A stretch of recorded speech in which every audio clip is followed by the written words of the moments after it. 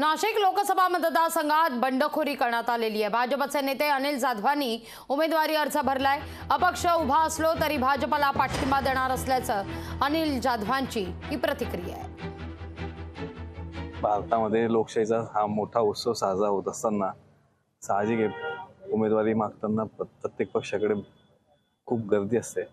आमच्याकडे महायुती झाली, त्याच्यात कदाचित थोडंसं निगोशिएशन्समध्ये दुसऱ्या पक्षाला गेलं, तरी पण मी भारतीय जनता पार्टीचाच आणि अपक्षही भरला आहे। अपक्ष भरून समजा मी जरी निवडून आलो तरी मी कोणाच्यासाठी, तर मी अबकी बार 400 पार, म्हणजे मी मोदींसाठीच उभा राहिलो आहे। आणि आमच्याकडे परिस्थिती तशी आहे की वातावरण भाजपचं आहे। दुर्दैवाने ते तिकीट आमच्या सहयोगी पक्षाला गेलं।